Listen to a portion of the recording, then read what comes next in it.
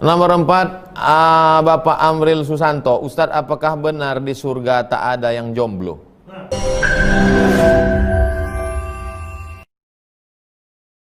Jangan lupa subscribe, like, and share. Oke, kita jawab pertanyaan dari Pak Ian Kurniawan. Assalamualaikum Ustaz. Waalaikumsalam warahmatullahi wabarakatuh. Apakah seseorang yang sudah terlanjur terlibat dalam riba, apakah dosanya masih bisa diampuni Allah? Innallaha la yaghfiru an yushraka bihi. Allah tidak mengampunkan dosa syirik. Wa yaghfiru ma duna dzalika liman yasha. Allah mengampunkan dosa selain syirik. Bagi yang sudah terjerumus dalam riba, kalau bisa ditutup dengan duit lain, tutup, stop. Ada utang, tutup, stop. Dibom dia, bam, selesai. Jual ini, bom ke sini. Saya Pak Ustadz, kalau saya jual ini meledak semuanya. Apa boleh buat?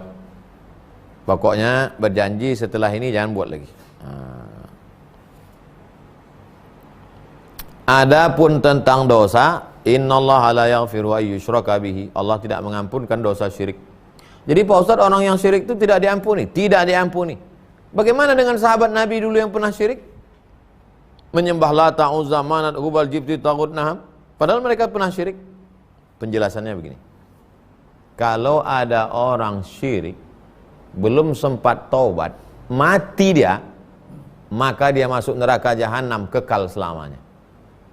Beda sama orang yang dosa selain syirik. Misalnya dosa pacaran.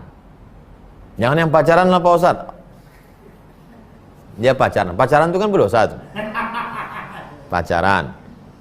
Pas pacaran, sedang jalan-jalan ke mall, datang cewek itu bilang, "Bang, mau cincin ini," katanya. Habis itu ditanya, "Kok, berapa harganya cincin ini?" 100 juta lah. Apa? Mati dia. Itu dosa pacaran bawa anak gadis orang tadi, dosa kan? Matinya gara-gara harga cincin 100 juta tadi, mati. Berarti dia matinya dalam keadaan buat dosa dan belum taubat kan? Mati dia masuk neraka, tapi setelah diobok-obok bersih, habis ujung-ujungnya masuk ke, itu maksudnya. Itu maksudnya dosa syirik tidak terampuni. Maksudnya kalau dia mati dalam keadaan syirik, maka khalidina fiha abada, kekal dalam neraka. Beda kalau dosa selain syirik. Adapun bapak ibu jamaah yang pernah ke dukun itu kan syirik. Atau pakai jampi-jampi yang mengandung jin, setan, hantu belau. Saya sampai sekarang bingung kenapa hantu itu disebut warnanya biru, hantu belau. Kenapa tidak hantu brown? Itu maksudnya. Karena kalau cerita masalah syirik, sahabat-sahabat Nabi pun dulu sebelum masuk Islam pernah syirik, diampunkan Allah. Makanya kita selalu berdoa, wa taubatan qabalal maut, minta taubat sebelum mati. Mudah-mudahan kita semuanya taubat sebelum mati. Kedua, Ibu Salma. Ustadz, batalkah wudhu jika bersentuhan kulit sama jenis tapi dengan non-muslim? Dengan muslim dengan non-muslim tak ada beda. Masalah sentuhan kulit, muslim dengan non-muslim tak ada beda.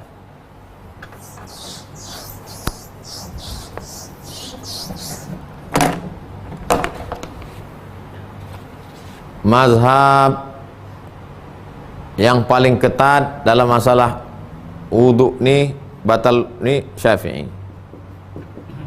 Syafi'i batal sentuh kulit. Yang paling ketat mazhab Syafi'i batal. Hanafi tidak batal. Ini kontradiktif. Mazhab Syafi'i asal bersentuh kulit batal. Mazhab Hanafi tidak batal. Yang pertengahan mazhab Maliki. Maliki.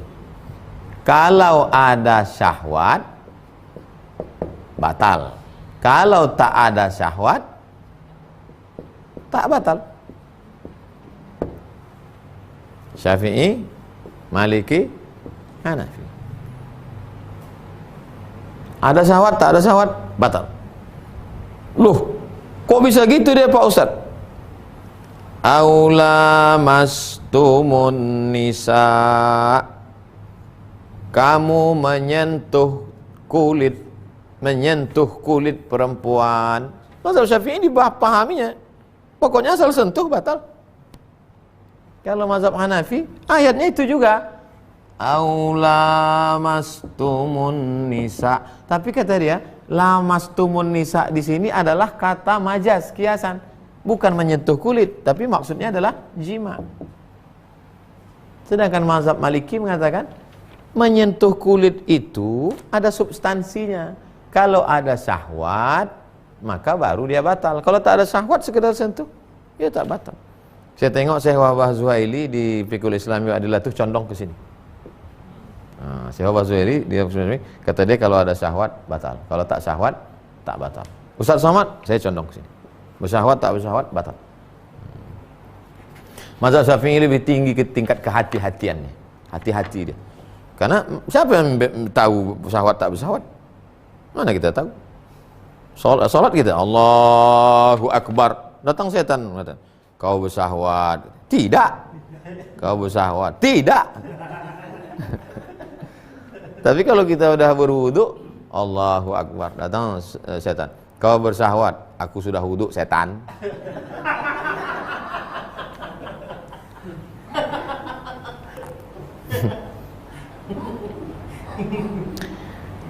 Baik dia muslim ataupun non muslim. Lalu kemudian, tapi ada mahram tak mahram, bersentuhan kulit dengan yang tak mahram. Tapi Pak Ustadz ada ayat bunyinya innamal musyrikuna najasun. Innamal musyrikuna najasun. Sesungguhnya orang musyrik itu adalah najis. Ada orang berwudu dia. Habis berwudu, salaman dia sama kawannya, sama-sama perempuan nih, sekantor. Habis itu wudu dia lagi. Kenapa kau wudu lagi? Najis itu Pak Ustadz. Yang dimaksud najasun di sini, apakah najis aini atau maknawi? Aini itu bendanya najis, atau maknawi perbuatannya. Yang najis di situ adalah perbuatannya mempersekutukan Allah itu najis, bukan jasad dia itu najis. Sama macam ada orang benci betul dia sama kawan, najis aku nengok kau. Apa berubah jadi babi ngepet? Kan tidak kan? Nah itu. Jadi maksudnya di sini adalah innamal musyrikuna najasun, perbuatan dia mempersekutukan Allah itu najis, kotor. Itu maksudnya. Bukan badannya najis. Jadi kalau sekantor dengan non muslim, habis itu salaman, apa kabar? Sehat? Mau sholat? Sholat aja, wudunya tak batal. Tapi kalau beda laki-laki perempuan, batal. Dia wudu lagi. Tapi saya tak nafsu nengok dia Pak Ustaz. Nah, berarti kau Maliki. Jangan cara wudunya Syafi'i pas membatalkannya ke Maliki. Habis salaman, salat dia. Sholli sunnatud duha. Kau tadi kan udah salaman sama dia. Aku enggak nafsu. Mazhab Maliki. Enggak bisa. Cara wudunya tadi kan Syafi'i. Mana bisa lompat-lompat gitu. Kecuali cara wudunya Maliki. Nah, baru membatalkannya Maliki. Begitu Bu Salmah. 3 Pak Munawir, Panji Abdillah. Ustadz, kalau ada anak laki-laki autis, apakah wajib disunat? Karena khawatir berontak. Masalah khitan nih Pak, khitan anak perempuan, yang mewajibkan khitan anak perempuan itu hanya mazhab Syafi'i. Khitan anak perempuan mazhab Syafi'i wajib. Mazhab Maliki mukarramatun. Mazhab Hanafi dengan Hambali tak wajib. Mazhab Syafi'i wajib. Adapun khitan laki-laki maka wajib. Ada sebagian mengatakan tak wajib, tapi yang kuat wajib. Oleh sebab itu saya ikut pendapat yang wajib. Coba cari dokter yang ada tak dokter yang kalau dipegang tangannya, kakinya, atau pas dia sedang tidur, atau dikasih dia obat penenang supaya dia tidak berontak, yang kira-kira ada tak alat sekarang yang kira-kira langsung sembuh, entah laser, entah apa. Saya tak tahu medis perkembangan sunat nih. Yang tahu saya cuma 2 cara aja. Pertama pakai bambu sembilu buluh. Yang kedua dengan gunting. Kami dulu dengan gunting. Ya, tapi katanya sekarang kan ada alat tuh, alat dimasukkan gitu, begitu keluar langsung lepas kulitnya. Hah? Ada kan? Langsung itu berapa hari langsung sembuh? Langsung kan? Bukan masalah pakai celananya. Sembuhnya itu. Kalau pakai celana, saya dulu pun habis gunting pakai celana, cuman mengangkang. Jadi Pak Munawir coba tanya ke dokter pakar khitan, apa cara yang paling cepat? Kalau ada yang paling cepat pakai. Nah, kasih dia obat penenang, ditenangkan. Begitu Pak Munawir. Nomor 4, Bapak Amril Susanto, Ustadz apakah benar di surga tak ada yang jomblo?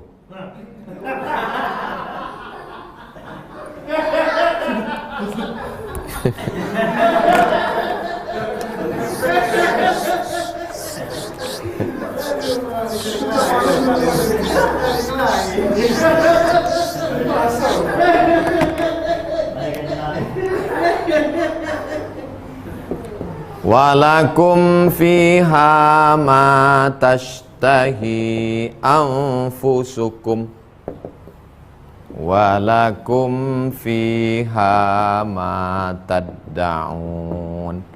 Walakum bagi kamu fiha di dalam surga itu ma tashtahi anfusukum, semua yang kamu inginkan ada.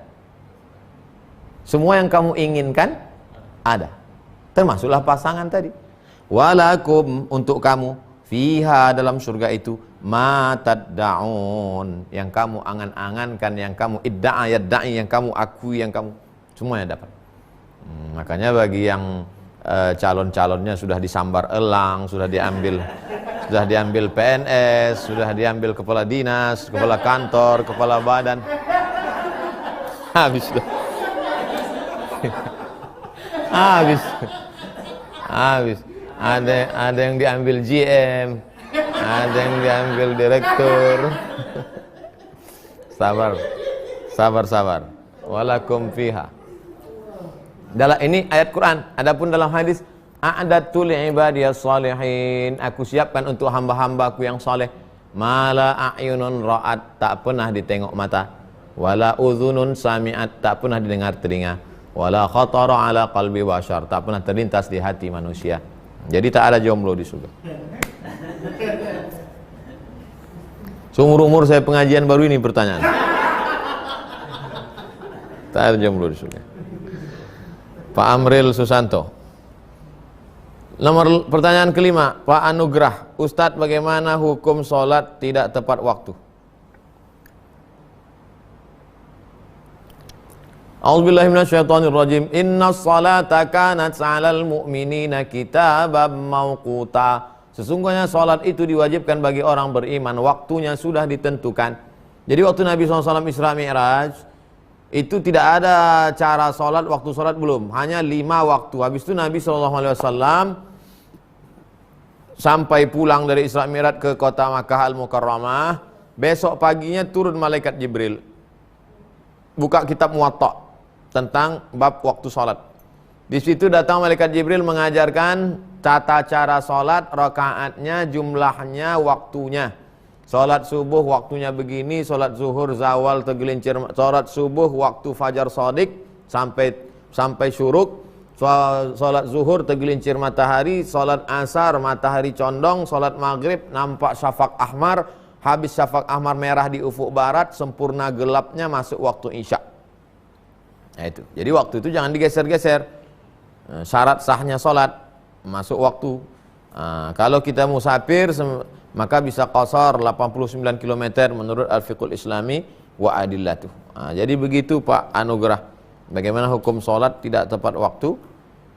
Maka kita ikuti saja aturan yang sudah dibuat oleh Allah dan Rasulullah, yang disampaikan Rasulullah Shallallahu Alaihi Wasallam.